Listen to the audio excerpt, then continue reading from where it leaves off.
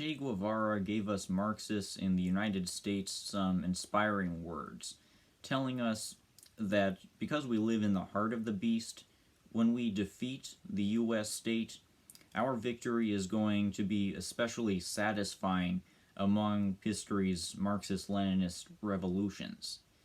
But because we were born and raised in the core of global imperialism, the United States, our very existences seem to come with baggage, or rather, our mindsets come with the baggage that's instilled in us by a deeply reactionary culture that glorifies empire, that glorifies individualism, that's designed in every way to steer us away from the mindset required to carry out an anti-colonial proletarian revolution.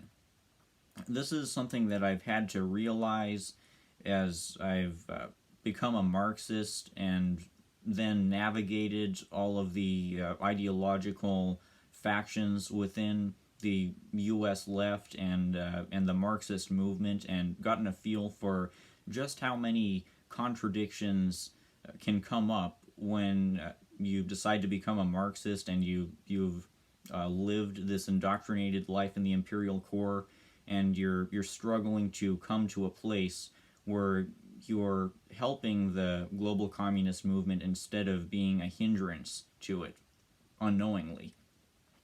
One of these contradictions that I've had to overcome in order to become a more productive member of the global communist movement is to get past my old attitudes of colonial chauvinism. I used to believe that after a socialist revolution occurred within this country, what must come after is something like a USSA, where the U.S. government, current U.S. government, is simply converted into a socialist government. But since then, I've learned through talking to native communists, in particular, that's how I've learned this. I've learned that in order for true justice to happen in this country itself needs to be abolished. The United States government needs to be abolished. All of the stolen land needs to be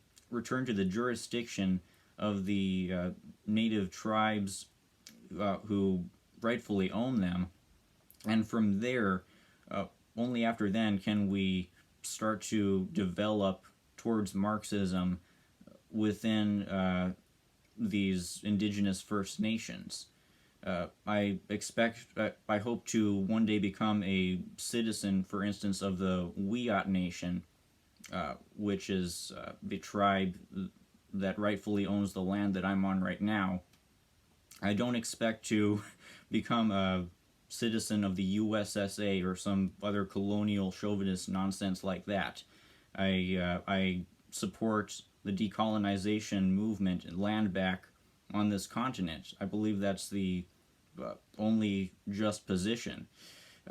Another contradiction, or rather piece of baggage that Marxists in this country must overcome, is the tendency to fail to enact balance, to conduct yourself with balance as you go about your task of revolution. What I mean by this is, if you sway too far in the extremes of either adventurism or reformism, you're going to handicap yourself in your task of contributing to the global communist movement. Because if you abandon the idea of militant struggle entirely, if you dismiss totally the idea of guerrilla warfare, even though guerrilla warfare has pretty much ubiquitously come up within the process of creating all of the existing proletarian-run states, Cuba, Vietnam, China, etc., if you dismiss the idea of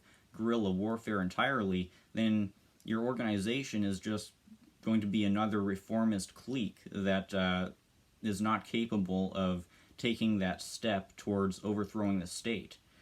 And on the other end of the spectrum, if you commit yourself, if you fixate entirely on the idea of guerrilla warfare and arms training and carrying out revolutionary violence, despite the importance of guerrilla warfare and arms training and all that, then you're going to limit yourself in that you won't be equipped to really bring the masses towards your side. You'll fall for the pitfall that Mao warned about, where if we go on the offensive while the masses are not yet ready, then we'll be engaging in adventurism, and the masses will not be on our side as we go on the offensive, and will end up failing.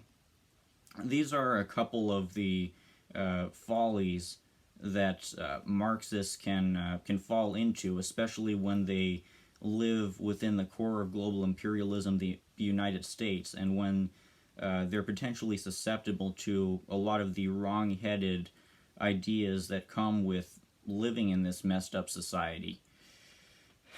I think that when somebody who calls themselves a Marxist in the United States gets involved in these kinds of wrong-headed ideas, I think it comes from a place of reactiveness rather than an ability to properly analyze things, because we can see the messed up conditions that exist in this country, the evils of imperialism, colonialism, capitalism, the destruction of the environment, etc.